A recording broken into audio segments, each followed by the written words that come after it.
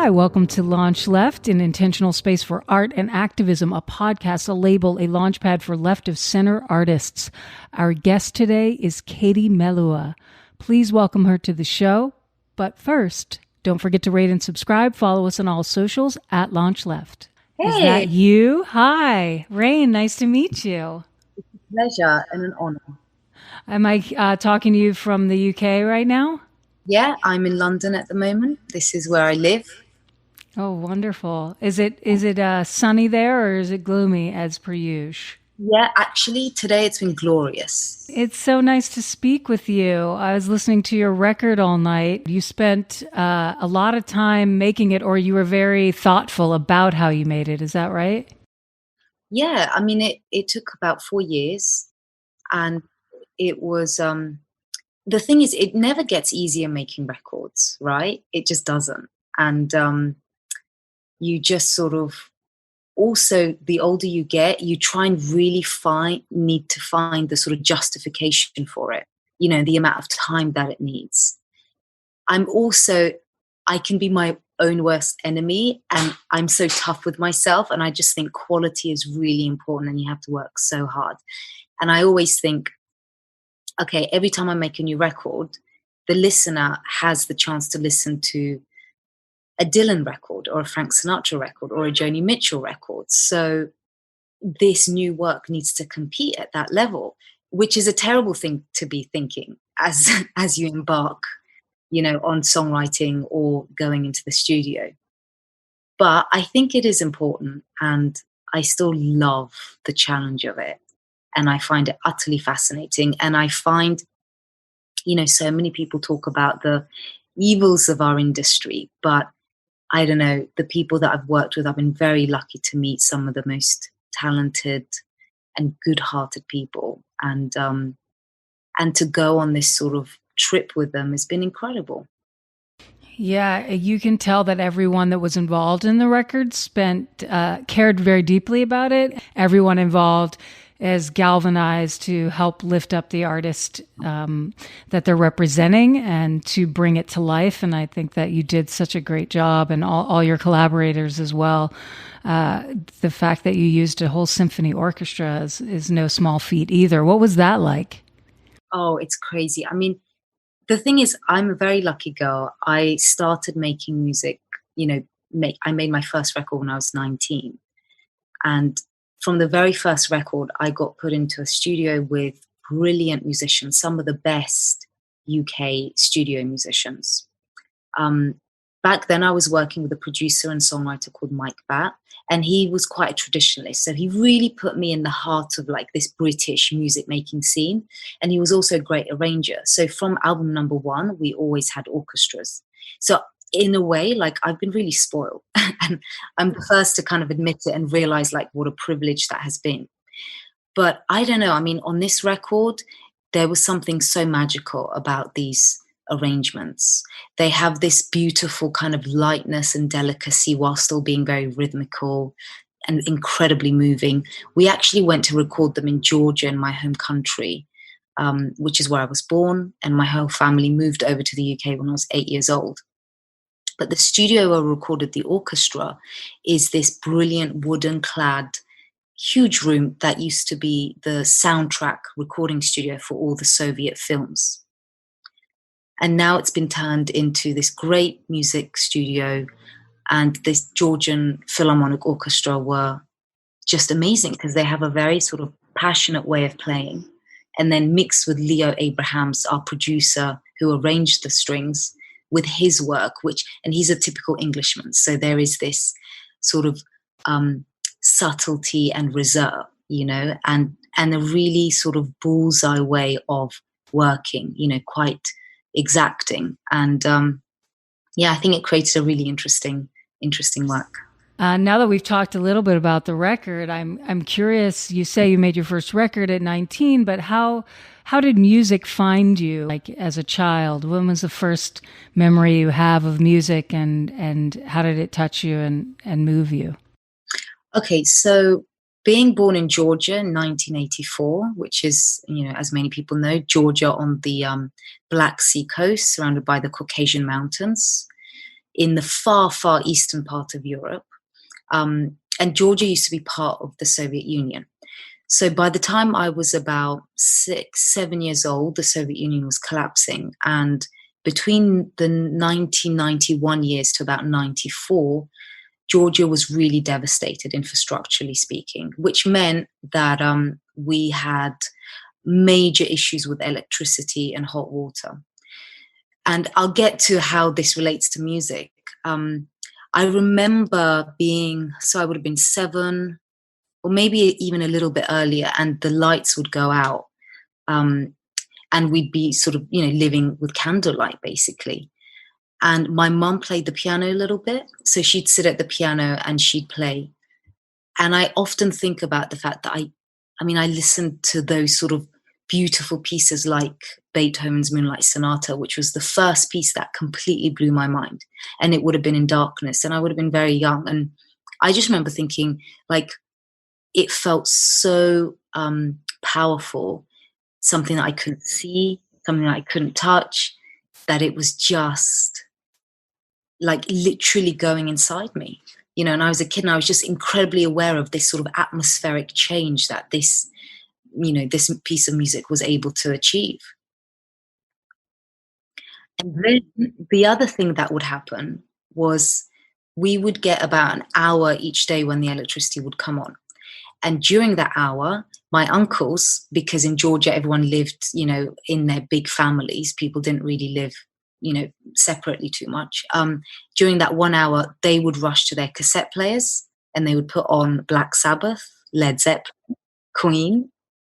So there I kind of heard all this Western music, and I could see their sort of like excitement at being able to put that on for that 1 hour that the electricity worked.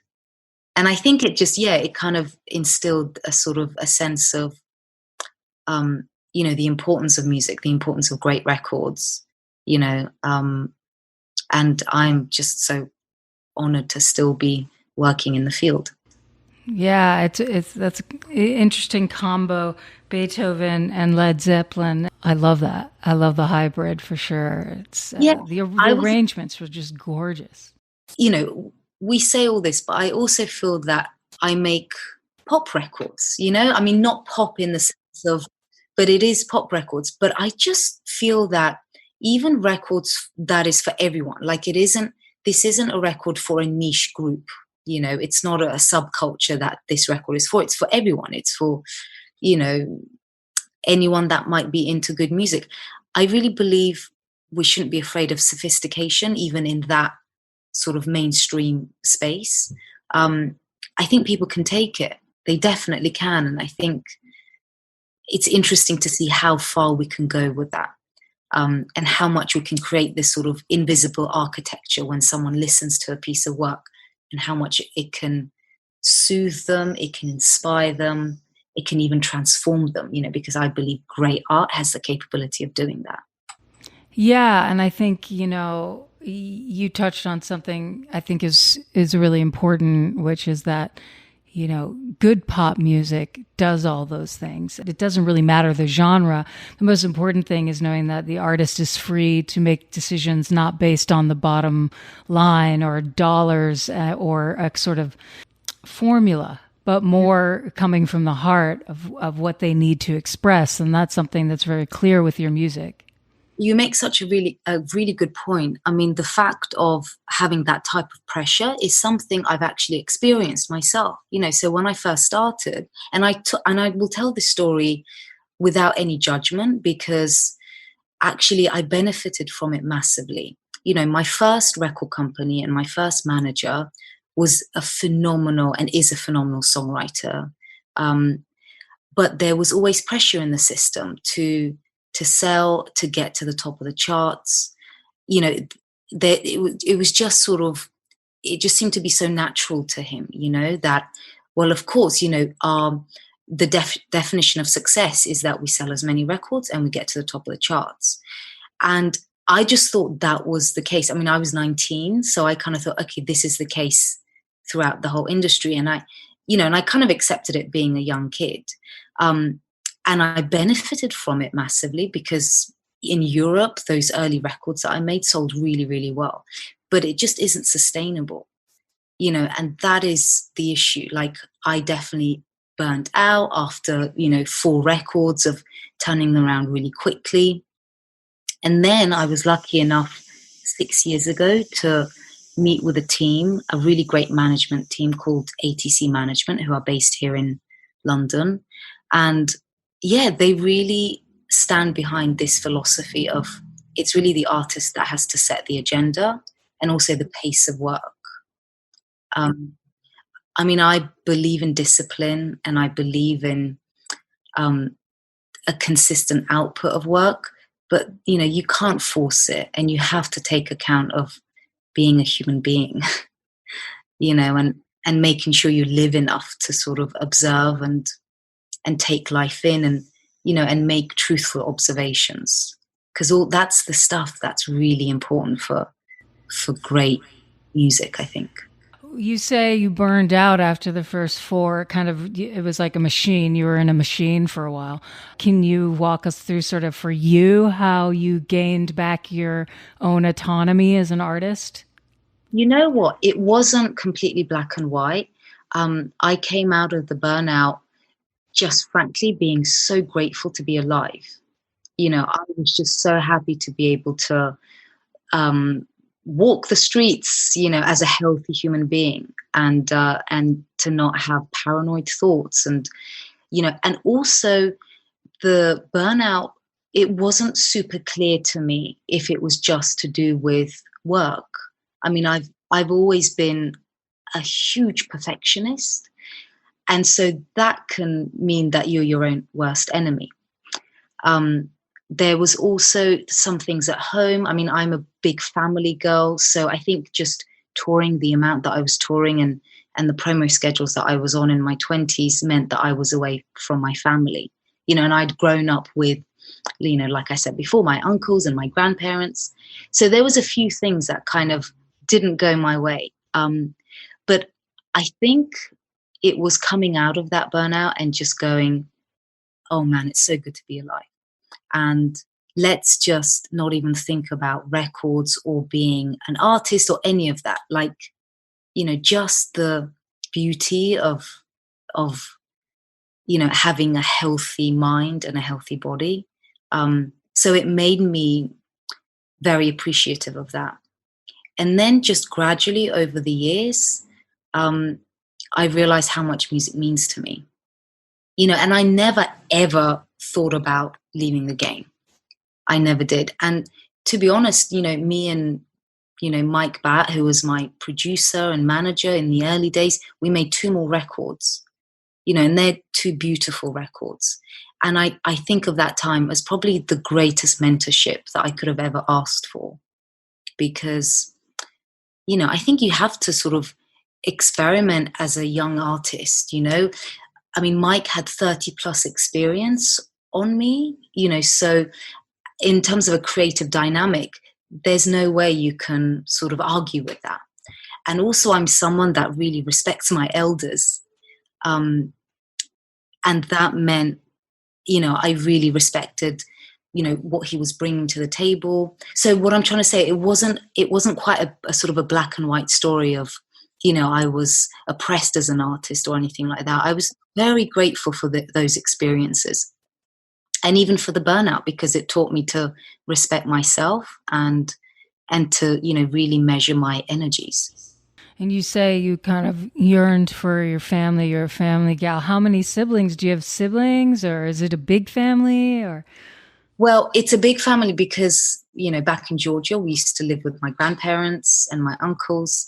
But in terms of my immediate family, it's me and my little brother, and he's 7 years younger than me. And he is a musician too, and he's in my band. And he really, actually, as a young musician, he really pushes me because his discipline is also off the charts.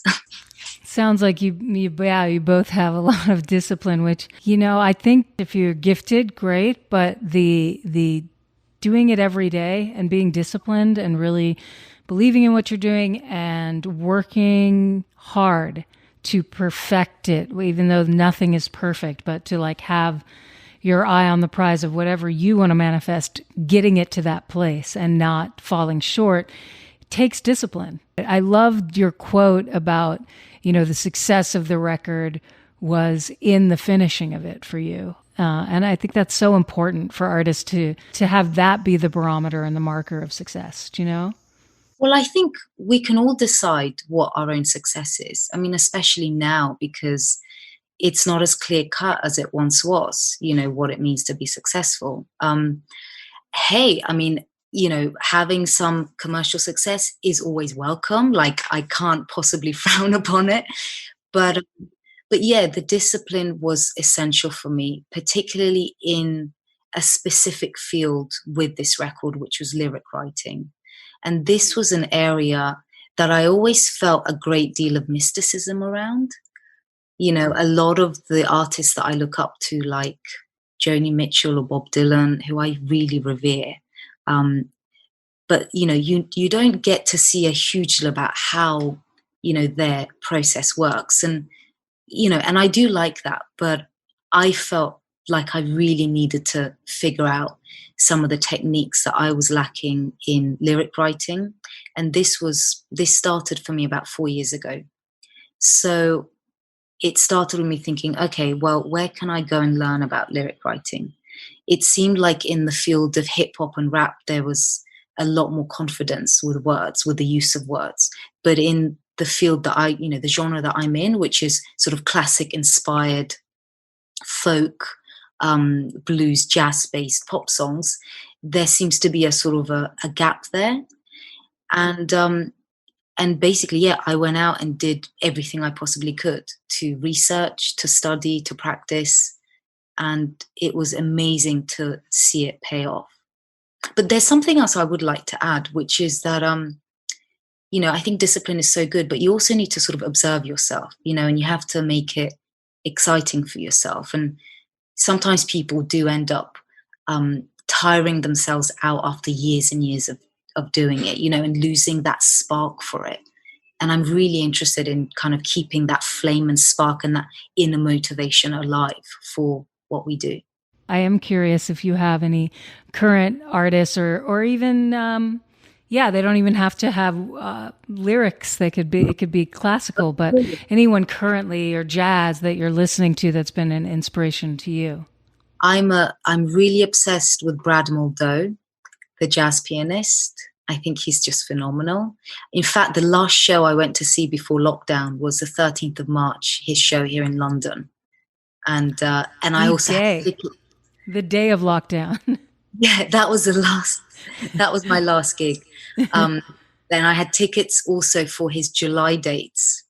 He was coming back into town with Brian Blade, and it was going to be an incredible show. But of course, these dates are gone. I'm also a huge fan of Phoebe Bridgers. I think she's amazing. I think Laura Marling is also really incredible. And I have been obsessing over Gillian Welsh over the last few weeks. Those are great artists to talk about, and I couldn't agree more. Really, I don't know the jazz pianist you mentioned, but other than that, he's got a very special record called Highway Rider, which is one of my favorites of all time. And I would check that one out. I think you and maybe a lot of the listeners would enjoy that one. I would love to ask you, what is your form of activism? Like, what gets you going in terms of give back?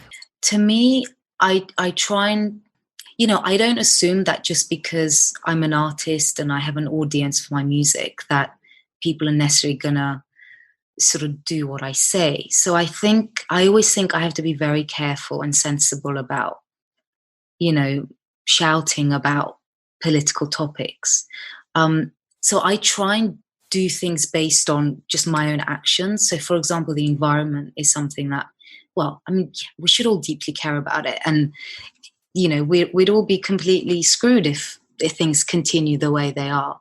So I try and recycle as much as I can. We had a big tour planned at the end of this year, and we were actually teaming up with a sustainable company that was going to help us make the tour as eco-friendly as it possibly could be. And I just try and I talk about that as much as I can, because well, yeah, it's just essential. I love the planet. But the other thing I also want to say, Rain, is that coming from Georgia in the 90s, where, there was a civil war there and the country was so devastated. And when I moved over to the West and when I moved to the UK, there were certain things that were okay here, which was I was able to get an education. I was able to turn the tap on and hot water would come out of it. The electricity was always on, and basically everything was available in the shops. And my dad's a doctor, so we were able to, live freely here in the West, which actually gave me a very optimistic view of life.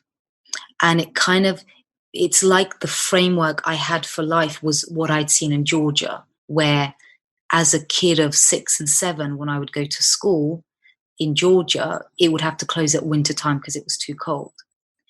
So I kind of experienced this sort of very strange time in my childhood where I really got to see things quite badly. And then I moved to the West and I just thought, wow, like life is good. And so, I tried to really just pause at positives rather than pausing at, what I think is wrong with the world. And I even marvel at, like, here in the UK, there is the most astonishing charity sector. So when you hear these tragic stories of famines or wars, I marvel at the fact that we hear those stories. So the positive is there are so many people working so hard to fix these issues. And it kind of, well, essentially it puts me in a better mood than I would be if I was focused on just the problem. And I find that just helps me navigate life a bit better, without being, completely sort of deluded. But I find it's important to watch your state, and how you feel internally. Yeah, well, I totally agree with that. I mean, we create, our own reality, and yes, the sort of collective reality can be very disturbing at times and can be very upsetting. But what we do with it is the sort of litmus test of how to move forward. If you become paralyzed by what surrounds you that is really intense and at times depressing, then you lose sight of what you can do, right? And so that's really powerful. And it sounds like you're a solutionist, which I'm always advocating for. It's like not focusing on the problem, but focusing on trying to find solutions and being available to those. That's really wonderful. It sounds like you were raised right. I have been raised by the most amazing culture. My parents are incredible. My dad's a doctor. My mum has been the most majestic mum I could have ever wished for. And then Georgian culture is so, it really embraces people so much. And there's so much warmth and there's so much pride about being alive and being humans. So, yeah. And I just also think, we can't lose faith in the human spirit. Like, for example, I was on YouTube yesterday and I came across this really sweet video. And it was one of these videos that's had something like a gazillion million views. And there was a couple of really horrible comments in the comment section. And they were really, truly awful. Like you wouldn't want to repeat it. And I thought, man, like this is just terrible.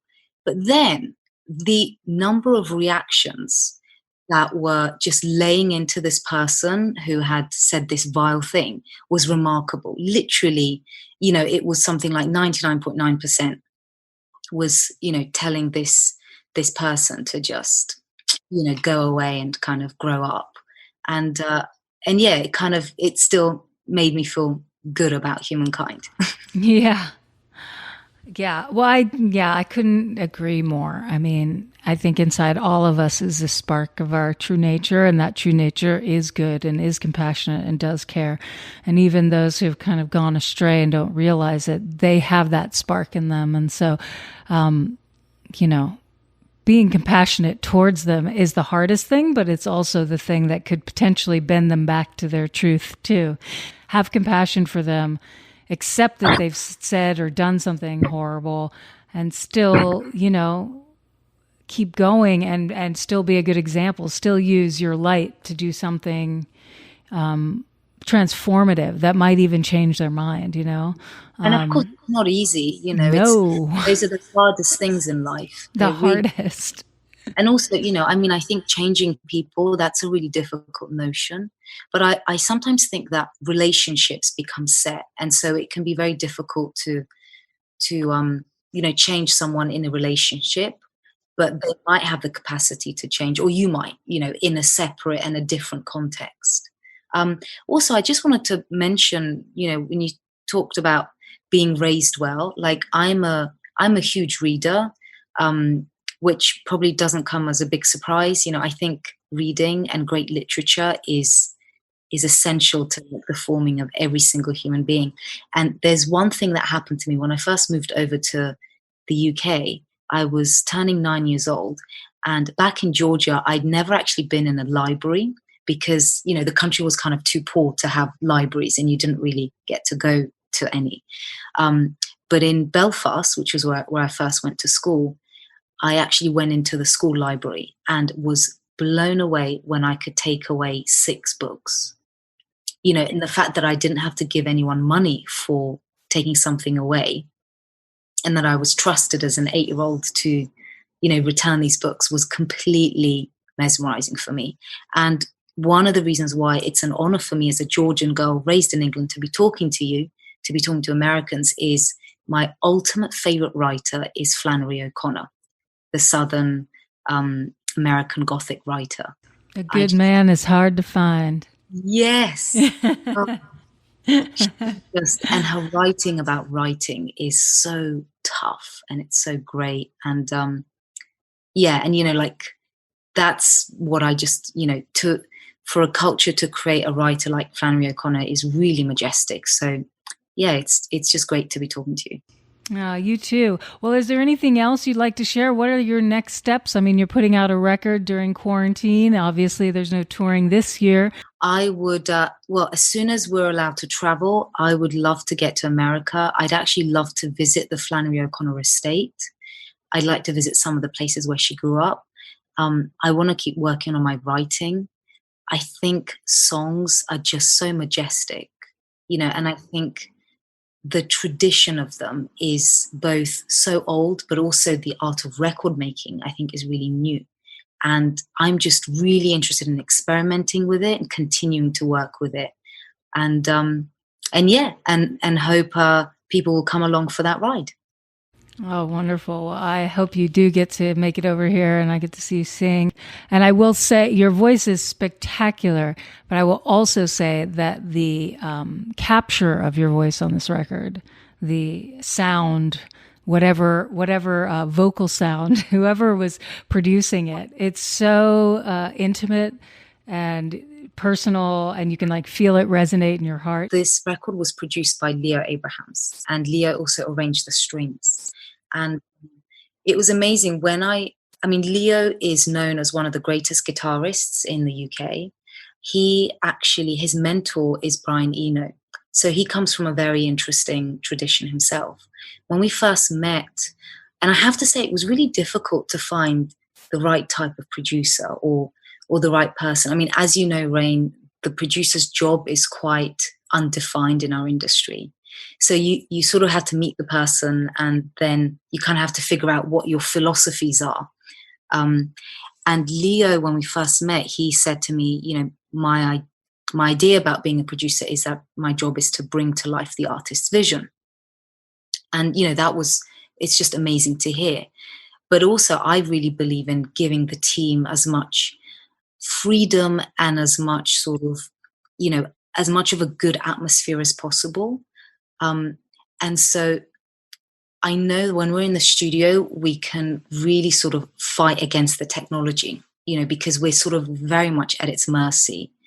But I'm someone that believes in the magic of it. I think the modern music studio, the capabilities that it has to record sounds, to capture the air and, those moments in time are really something. And so I kind of, while being a huge traditionalist, I'm also a big fan of and a big geek in the studio. So And that's something that we always try and bring out with whoever we're working with. And Leo was just the most, the best partner I could have asked for in the studio. Well, you can tell. Really beautiful record. Thank you so much for sharing the inside scoop on it, and also just about your life and music and art. And we really appreciate having you on the show. Thank you so much. Hello, LaunchLeft listeners. This is Katie Melua, and this is my new song, Maybe I Dreamt It.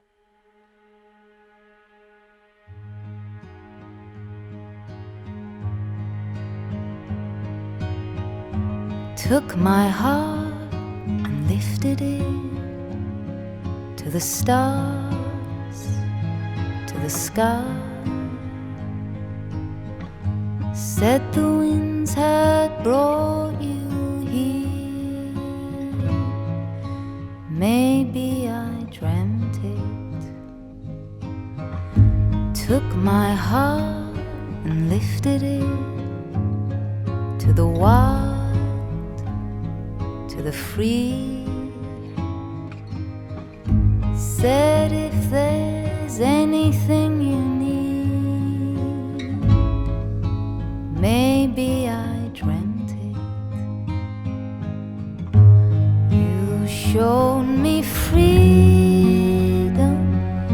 courage for all,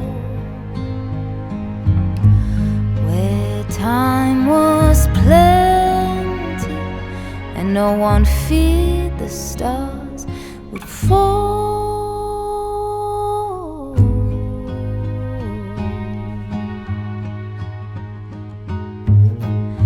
Took my heart and lifted it to a light in the sky.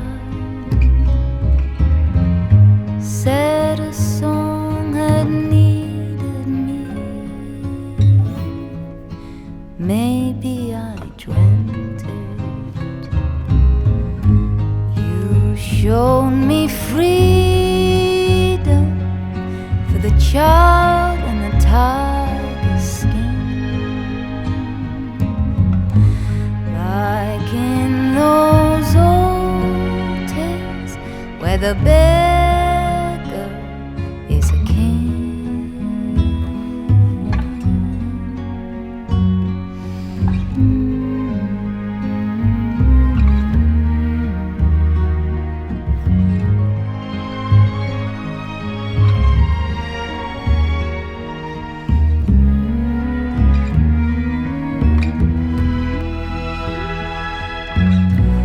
You showed me freedom,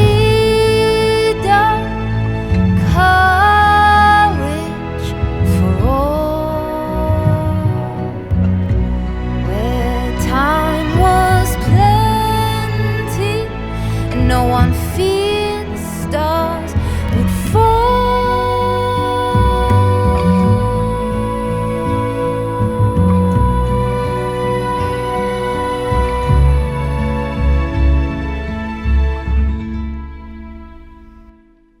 Maybe I dreamt it.